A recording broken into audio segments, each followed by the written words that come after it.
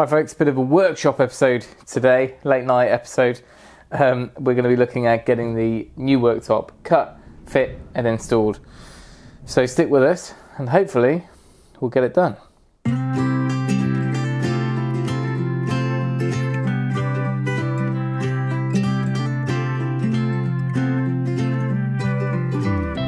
So with the original idea of making up my own oak worktop from oak boards out the window, I've ended up with a rustic oak solid 40mm worktop, and the first job before I can start anything is to seal the underside, which is a really important job with any tabletop or wooden worktop, and that's just going to help keep everything stable throughout the process of fitting it and also for the years to come.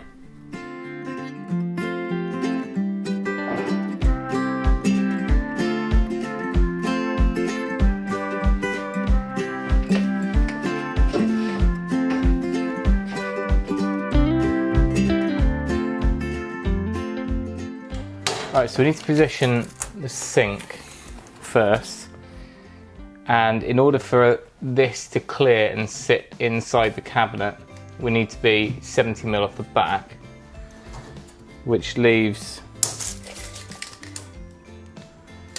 50mm at the front, 70 at the back. Just make sure we're really nice and square to the front, which we are. I mean, it'll be square to the end as well, and then just we'll bang on 50mm.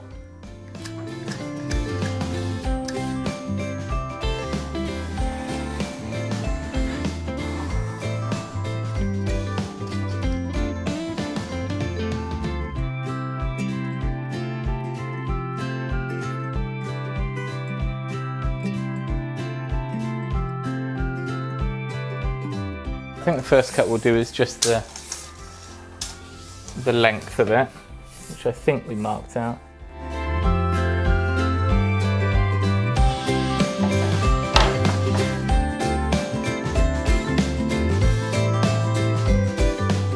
What I might do actually on this cut, because it's a little bit more crucial being a worktop, might put one of these clamps that came with the tracks. Oh my goodness, what a day. Who knows where we got with this. It's now 9:30 in the evening. Don't know why I thought I could do this whilst the kids were outside. Okay, so I did go all the way through, but I've decided that it was a little bit too much meat to do in one pass. So I'm going to take it up to 25mm, 20mm, so it's kind of halfway through.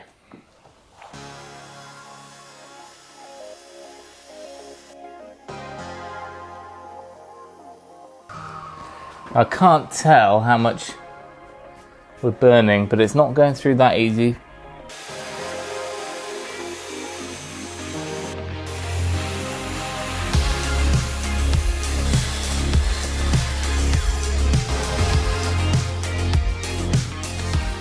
Folks, I apologise. It is just too late and too noisy, so this is going to have to wait until Monday morning. So we're going to have to find something quiet to do. Or we could feel strong and see if we can lift it up there. Test fit it.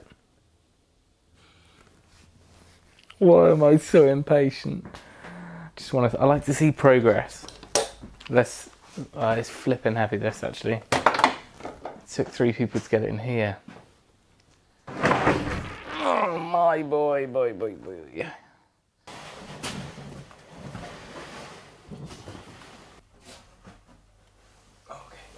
Okay.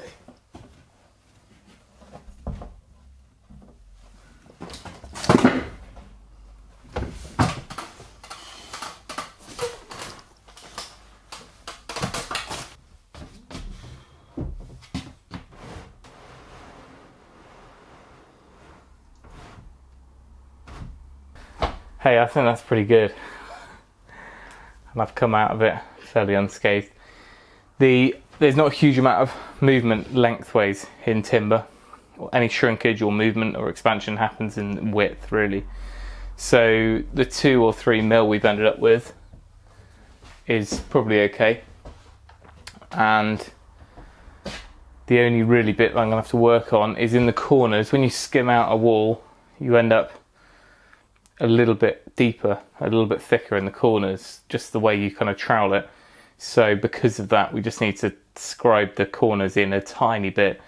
And then on Monday, if I can get this out of here, I'll be looking at putting a bit of a round over on the top there and underneath, just to soften it from the little heads. And then, well, of course, we still need to do our sink cutout. Right, Monday morning, third time lucky. Hopefully we're going to get this cut and sorted today, and I can get a coat of finish on it drying whilst I get on and do other things. But now I'm thinking, I wonder if I can do a lot of this work with it up here rather than me lugging it all the way down there again, because that was all a bit dodgy. So we're a little bit snug on this wall, just because this wall comes in by a few mil.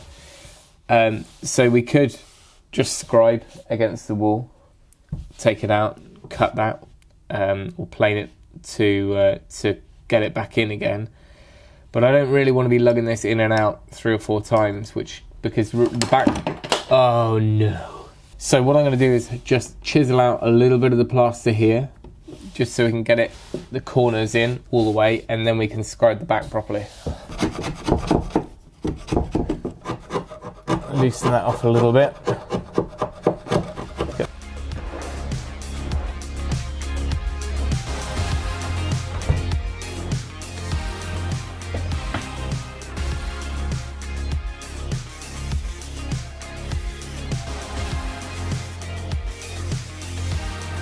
Well, that's one cut done. A little bit burny. I think I definitely need to get another blade. Oh, of course, this is probably a multi-purpose blade rather than a rip blade to go along the grain. But maybe I need to invest in a few quality blades for the festival. But we'll battle on for now.